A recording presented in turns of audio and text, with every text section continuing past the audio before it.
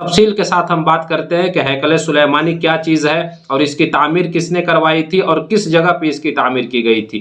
پوری تفصیل کے ساتھ میں آپ کو بتاتا ہوں۔ ہیکل سلیمانی کی طرف بڑھنے سے پہلے ایک بات اور بھی آپ یاد رکھیں کہ تابوت سکینہ کسے کہتے ہیں، کیونکہ تابوت سکینہ سے بھی ان یہودیوں کا بڑا گہرا تعلق ہے۔ تو تابوت سکینہ کو بھی آپ سمجھ لیں تاکہ بات اچھی طرح آپ کے ذہن میں بیٹھ جائے۔ تابوت سکینہ در اصل میں حضرت آدم علیہ السلام پر اللہ تعالیٰ نے ایک صندوق اتارا تھا۔ صندوق یعنی آج ہم جسے بکسا آپ سمجھ لیں، وہ صندوق جب حضرت آدم علیہ السلام پہ اللہ نے اتارا تو حضرت آدم علیہ السلام نے اپنی پوری زندگی اس کو اپنے پاس رکھا۔ پھر آپ کے بعد آپ کی اولاد کے پاس وہ منتقل ہوا، پھر دوسری اولاد کے پاس منتقل ہوا۔ اس طرح وہ صندوق منتقل ہوتے ہوتے قوم بنی اسرائیل کے جو انبیاء تھے ان کے پاس وہ صندوق آیا۔ حضرت داؤد علیہ السلام، حضرت سلیمان علیہ السلام، حضرت موسیٰ علیہ السلام اور بھی نبیوں کے پاس سے ہوتا ہوا یہ صندوق قوم بنی اسرائیل کے پاس آخر میں آیا۔ یہی صندوق جب قوم بنی اسرائیل کو ملا تو قوم بنی اسرائیل اسی کو تابوت سکینہ کہتی تھی۔ اور یہ تابوت سکینہ کوئی چھوٹی موٹی چیز نہیں تھی بلکہ یہ بڑی مبارک چیز تھی، کیونکہ اس کے اندر نبیوں کی نشانیاں رکھی ہوئی تھی۔ جیسے حضرت موسیٰ علیہ السلام کا عصا تابوت سکینہ کے اندر رکھا ہوا تھا، اور تورات کی تختیاں بھی تابوت سکینہ کے اندر موجود تھی، اور اس کے علاوہ جنتی کھانا من و سلوہ جو اتارا جاتا تھا ان اسرائیلیوں کے لیے، جس پلیٹ میں، وہ پلیٹیں بھی تابوت سکینہ کے اندر رکھی ہوئی تھی۔ تو تابوت سکینہ کو یہ یہودی لوگ بڑا مبارک سمجھتے تھے، اور جس جنگ میں بھی جاتے تھے اس کو اپنے ساتھ ساتھ لے کر کے جاتے تھے، اور جنگ لڑنے سے پہلے اس تابوت سکینہ کو سامنے رکھتے اور اللہ رب العزت کی بارگاہ میں دعا کرتے تھے۔ تو پروردگار عالم تابوت سکینہ کی برکت سے ان کی دعا کو بھی قبول کرتا اور جنگ میں انہیں کامیابی بھی عطا کرتا تھا۔ تو یہ تابوت سکینہ کو بڑا عزیز سمجھتے تھے، بڑا مبارک سمجھتے تھے۔ اب یہ تابوت سکینہ کی بات ہوئی۔ اب آپ ہیکل سلیمانی کے بارے میں سنیں تو ہیکل سلیمانی کوئی الگ چیز نہیں ہے، بلکہ حضرت سلیمان علیہ السلام نے اپنے زمانے میں ایک قلعہ بنوایا تھا جو دارالحکومت تھا۔ اسی قلعے کے اندر سارے یہودی اکٹھے ہوتے تھے اور آ کر کے ایک مخصوص جگہ تھی ان کے لیے، اسی جگہ پہ وہ آ کر کے عبادت کرتے تھے۔ یہودی الگ الگ جگہوں پہ عبادت نہیں کرتے، وہ ایک ہی جگہ پہ عبادت کرتے ہیں جو ان کی عبادت کے لیے مخصوص ہوتی ہے۔ تو حضرت سلیمان علیہ السلام نے ان کی عبادت کے لیے وہ جگہ مخصوص کر رکھی تھی، اور تابوت سکینہ بھی اسی قلعے کے اندر موجود تھا۔ تو حضرت سلیمان علیہ السلام کے اسی قلعے کو یہ آج ہیکل سلیمانی کہا جاتا ہے۔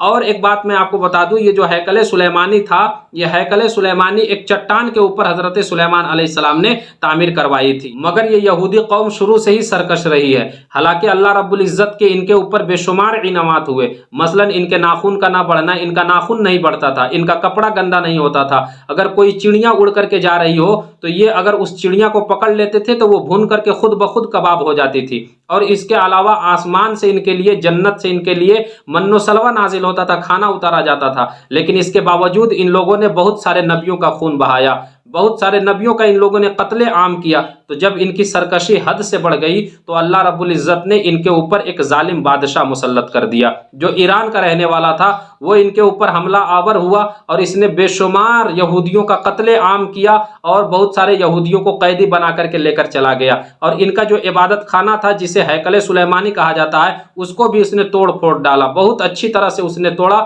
اور توڑ کر کے سارا کچھ ویران کر کے یہودیوں کو قیدی بنا کر کے لے کر چلا گیا۔ پھر کئی سو سال تک یہ یہودی در بدر کی ٹھوکریں کھاتے رہے، ادھر ادھر بھٹکتے رہے، کوئی ان کا مددگار نہ ملا۔ آخر میں کئی سو سال کے بعد ایک ایران کا بادشاہ جس کا نام خسرو تھا، ان کا ہمدرد نکلا اور ان کی ٹیمپل اسی نے دوبارہ بنا کر کے دی، وہی ہیکل سلیمانی، اور پھر دوبارہ ان کو بسایا۔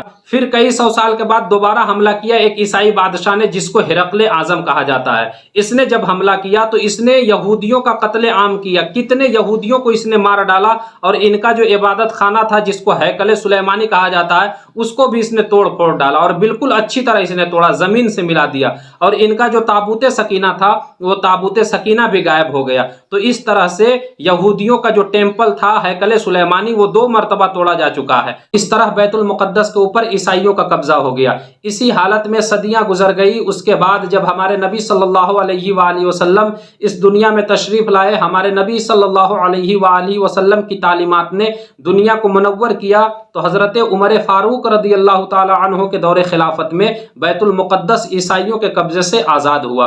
جب حضرت عمر رضی اللہ تعالیٰ عنہ نے فتح حاصل کر لی تو وہاں پر آپ نے دیکھا کہ عیسائیوں نے اپنے لیے یہاں پہ ایک گرجا گھر بنا کے رکھا ہوا ہے۔ آپ اس کے اندر گئے اندرونی حالات کا ملاحظہ کرنے کے لیے، اتنے میں ظہر کا وقت ہو گیا۔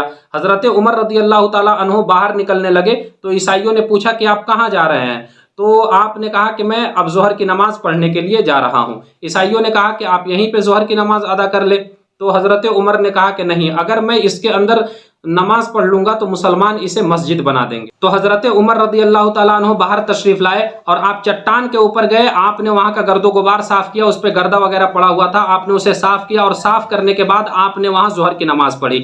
یہ جگہ وہی جگہ تھی جہاں سے ہمارے نبی صلی اللہ علیہ وآلہ وسلم کو معراج ہوا تھا، اور آج اسی جگہ پہ قبۃ الصخرہ بنا ہوا ہے۔ آپ نے جو پیلے کلر کا گنبد دیکھا ہوگا، بعد میں عبد الملک بن مروان نے اسے یہ قبہ بنوا دیا، قبۃ الصخرہ جسے ہم کہتے ہیں۔ آپ دیکھ رہے ہوں گے اسکرین پہ، آپ کو نظر آ رہا ہوگا، اسی جگہ سے ہمارے نبی صلی اللہ علیہ وآلہ وسلم کو معراج ہوا تھا، اور آپ نے اسی جگہ پہ تمام نبیوں کی امامت کی تھی۔ لیکن اس کا کیا، جو 2 مرتبہ یہودیوں کا ٹیمپل توڑا جا چکا ہے، تو جب یہ اسرائیل میں رہنے لگے دھیرے دھیرے ان کو پتا چلا کہ جہاں پہ ابھی قبۃ الصخرہ موجود ہے، جسے ٹوم آف راک بھی کہا جاتا ہے، اسی جگہ پہ ان کا ہیکل سلیمانی بنا ہوا تھا، یعنی عبادت خانہ ان کا اسی جگہ پہ تھا جو 2 مرتبہ توڑا جا چکا ہے۔ تو ان لوگوں نے یہ اعلان کروا دیا کہ اب ہم قبۃ الصخرہ کو شہید کریں گے اور اس کی جگہ پہ ہم اپنا عبادت خانہ بنائیں گے، ہیکل سلیمانی بنائیں گے۔ اسی کو لے کر کے اتنا وواد بڑھا ہوا ہے۔ تو یہ اب قبۃ الصخرہ کو شہید کریں گے جس جگہ سے ہمارے نبی